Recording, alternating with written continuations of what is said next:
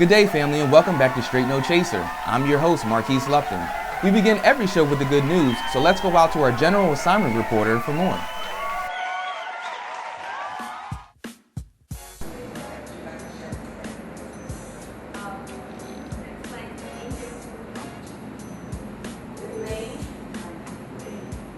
So this class is held at the Philadelphia Free Library, Vine Street. It's also being held in other libraries across the city. And this program is actually one of their most successful adult programs. And we have a culinary literacy kitchen, which has been open for about a year now, and is a really amazing teaching space. There are more levers.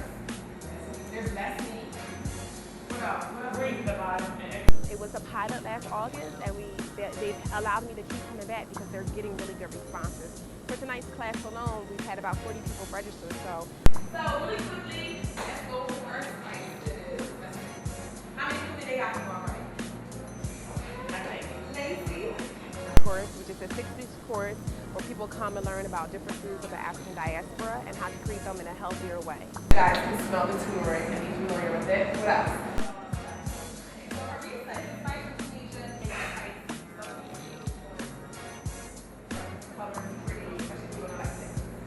So this program is a part of Old Ways Heritage Through Health, which is an organization that wants to promote healthy eating by promoting people to take back their heritage through health. Basil, corina, but this one is really spicy. When I say a little bit goes a long way, and depending on.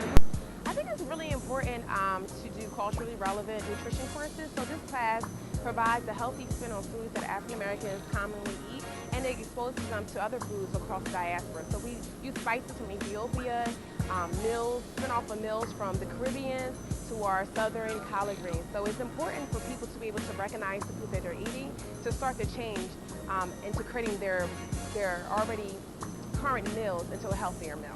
Has anyone ever been to Sahara? It's right on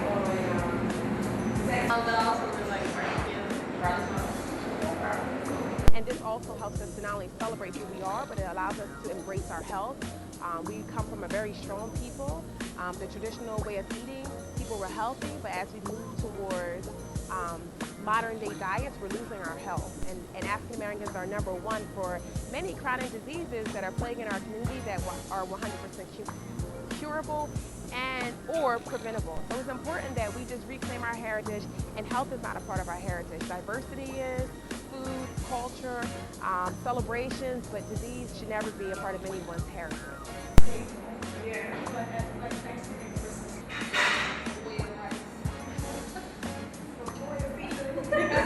If you would like to follow me, you can find me at happybodyhealthychoices.com. If you would like more information on the class, you can check out my website, or you can go to oldwaysheritagethroughhealth.com.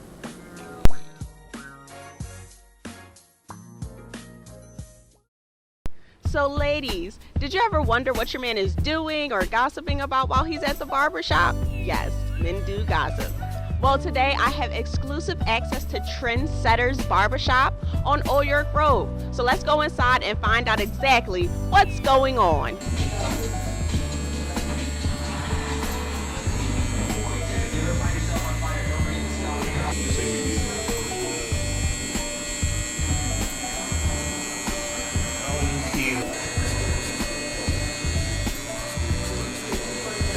Live with Trendsetters. So NWA? No. You ain't gonna see it? How PC and UNC? The question is, what do you think about the whole Drake and Meek Mill's beef? The whole Drake and Meek Mill's beef? Yeah. I think it's about publicity.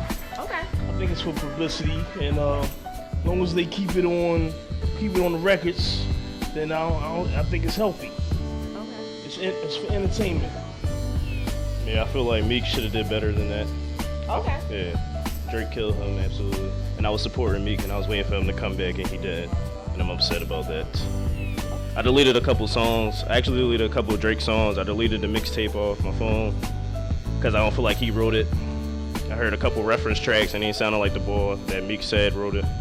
It was hard to believe, so I had to delete it. So do you think that the black community is kind of getting a bad reputation in America? And yes, so many words, yes, ma'am. But what we going to do? We got all these killings and murders and stuff, and our children is doing all these things. I don't know what we're going to do about that, because that's what's making our giving us a bad reputation. Babies having babies, that's too many. These babies is having babies and don't know how to raise them, and it's sad. The poor little children are being tortured and oppressed because the parents are babies themselves and haven't grown up. So the baby is trying to grow up on his own, and it's sad. So it really then is. what can we do as a community? Like, because we see this, we see the children, you know, outside late with no guardians, no guidance, they're messing up in school. What can we do as a community? Well, like our centers, if we have any in our areas, our communities, a lot of our blocks should come together as a community, as one family, as a whole, the way it was back in the day, back in the 60s and the 70s. The communities took care of the children. Everyone had a say about their children. Nobody lied on anybody's children, but they kept an eye on them, and that kept us in line. You know, when we did something, they probably scolded us, and then when our parents were told, we got the other thing. But do you guys think that people should go to jail for unpaid child support? Should people go to jail for unpaid child support? Yes. What's going on, bro? Should you go to jail for unpaid child support? I don't think you should go to jail for it, but that's going to be something that you're going to have to deal with you and your child. And I think that's something more morally than should be judicial. Should men go to jail for unpaid child support? I don't think so. No, I guess suspending their license and stuff like that is harsh enough. But if you go to jail for unpaid child support, how are you going to pay the child support in jail? So it's defeating the purpose. But do you think they should go to prison? No, it was never that serious. But at the same time, it is, which is messed up. But I just feel like prison isn't the answer for everything. They feel like that's the answer for everything, and it's not. Maybe they should come up with an alternate. Maybe not taking money out the check, but it got to be something that get their attention, not prison though. If they go to jail, then they can't back. You know, at least they can make some arrangements, some type of arrangements, you know, with the city to pay them. But if they go to jail, they can't do anything. Barbershops are often associated with more than just a haircut. And I want to know what's going on at your barbershop. So @ me on Instagram, and I will come to your shop and find out what's going on. This is What on the Street for Str8 NoCh8ser. Good day, family, and welcome back. The bar is open, and this blog tender is gladly serving up some things that'll make you say, First off, let me say that Geno Smith, quarterback for the New York Jets, has a glass jaw. Now, I don't know what happened, but for me, it's a lack of leadership on Geno Smith's part that he would put himself in harm's way to get sucker punched. No, I'm not saying that my jaw wouldn't have collapsed like an old lady after catching the Holy Ghost in church.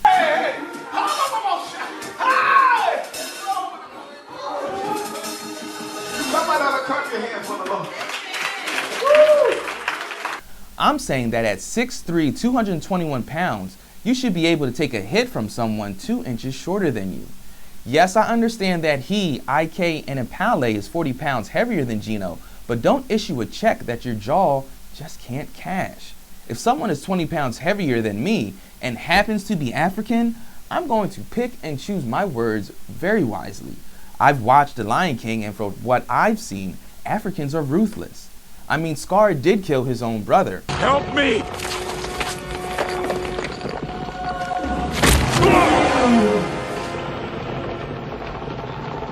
Long live the king.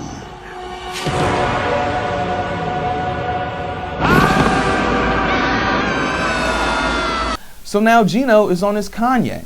I drink a boost for breakfast, an intro for dessert. Somebody order pancakes, I just sip the scissor. And when the first reports came out, it was reported that it was a sucker punch.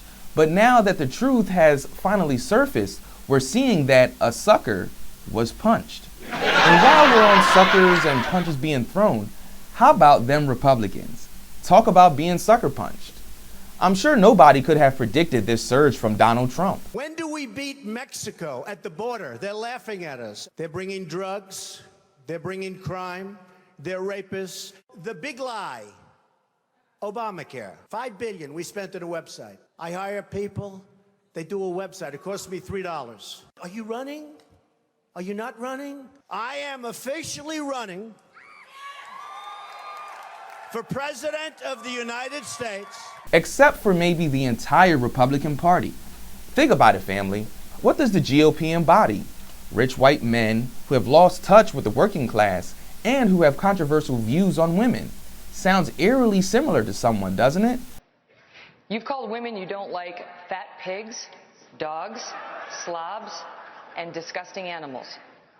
Your Twitter account... Only Rosie O'Donnell. It's like he's a walking GOP billboard, a physical mascot. He embodies everything that the GOP party tried to shed for years, or for at least as long as I've been living. But as of late, they've been trying to, shed that. Now they're trying to backpedal from the Donald, like someone finding out the person you were dancing with in the bar is friggin' ugly.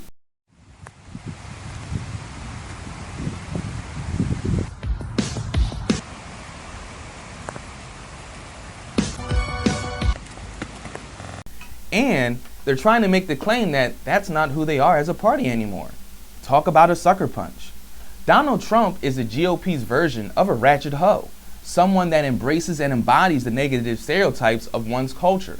So kudos to you, Mr. Trump, for showing that there is still a place in politics for rich white men, because if you listen to the debates on CNN, every candidate's parents was a butcher, a baker, or a candlestick maker.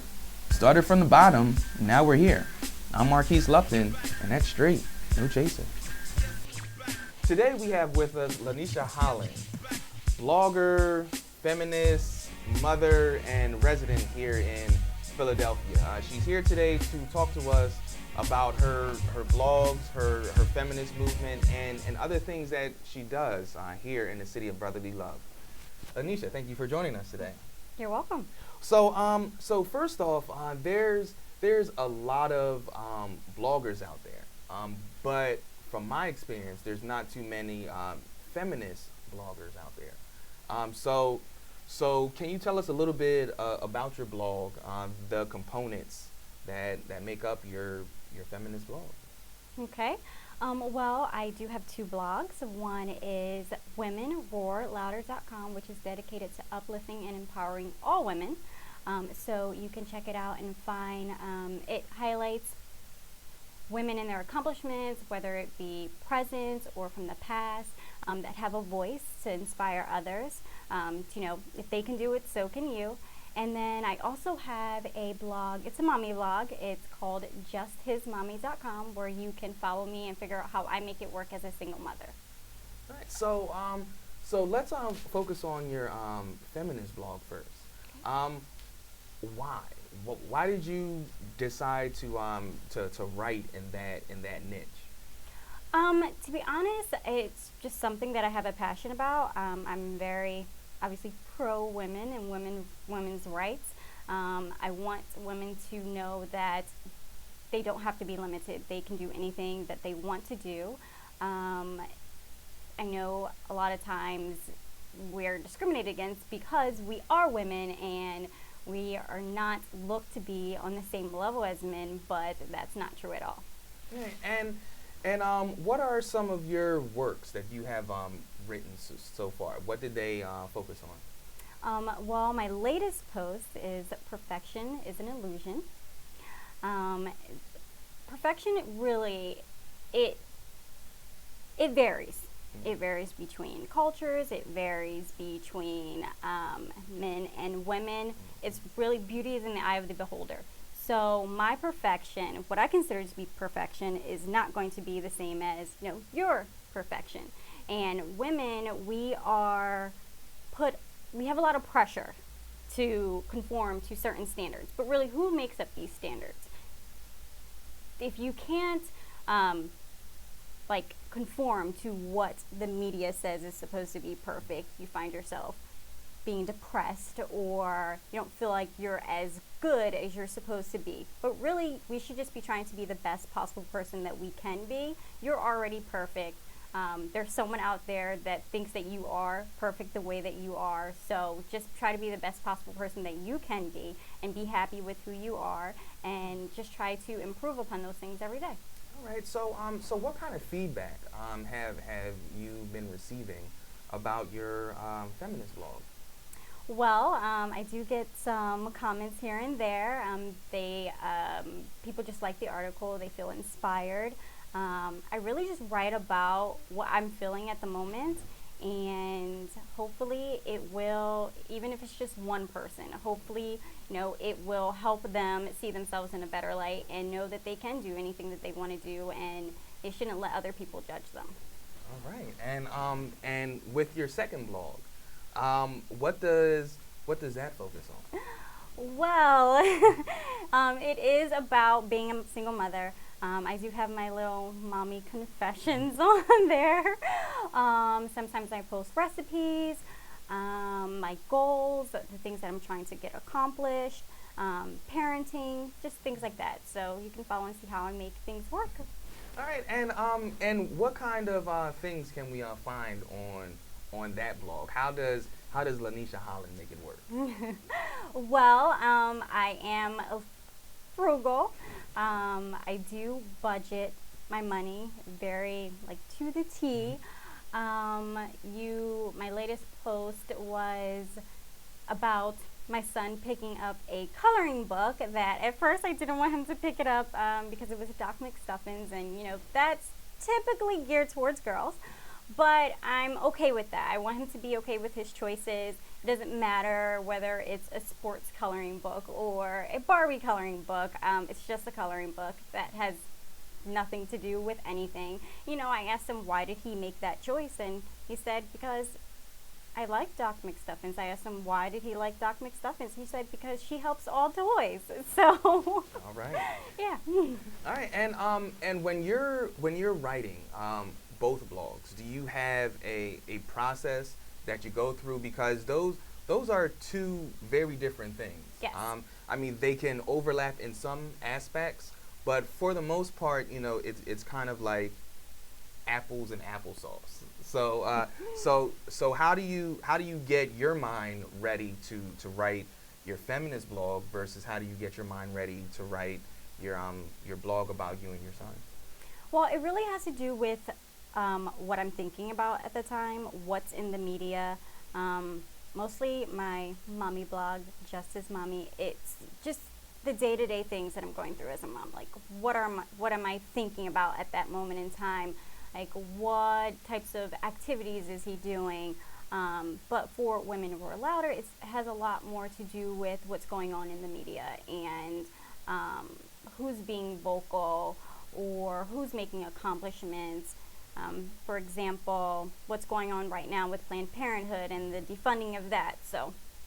All right, and if we can just briefly hit on Planned Parenthood, with the videos surfacing, and with one political party just against it, you as a mom, you as a feminist as well, how does their rhetoric make you feel?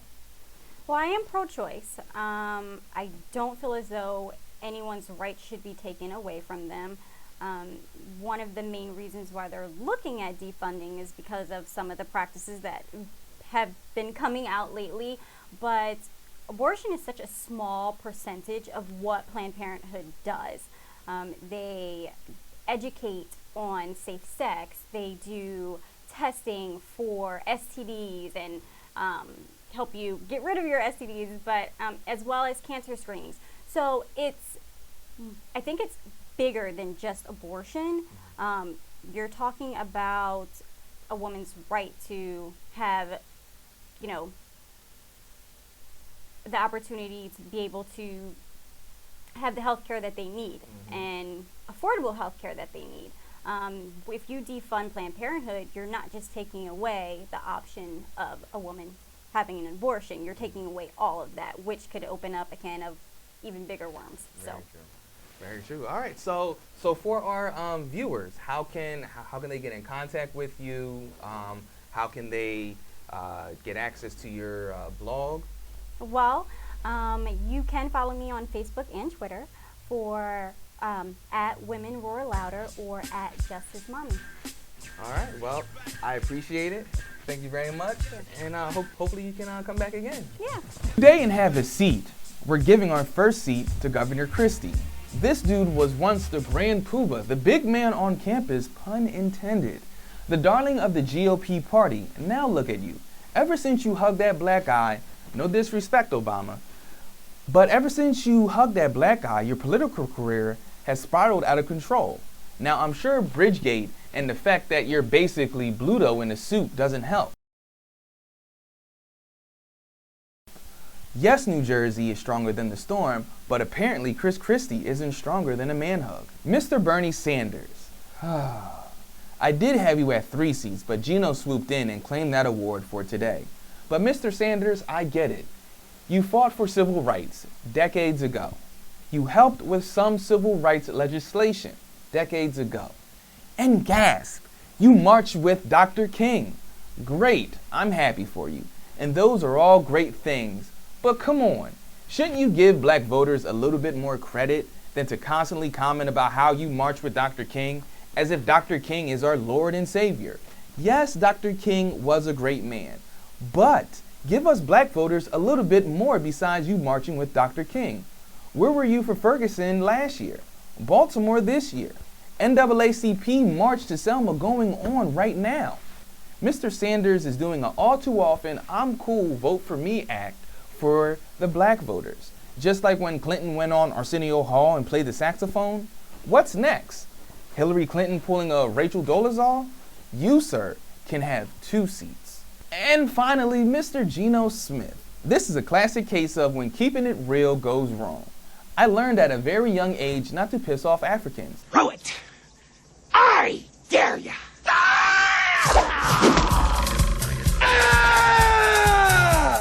Let alone a professional African athlete.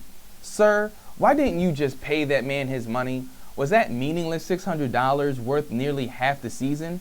Probably not. And furthermore, reports are coming out about how you put your finger in this man's face and told him he's not going to do anything. Now, as a man, you almost have to punch someone in the face for saying that. It's just the principle of it all. If a teacher took my phone and told me you ain't gonna do nothing about it, well then, man law states I must punch you, teacher, in the face to reclaim my balls. And that's straight, no chaser.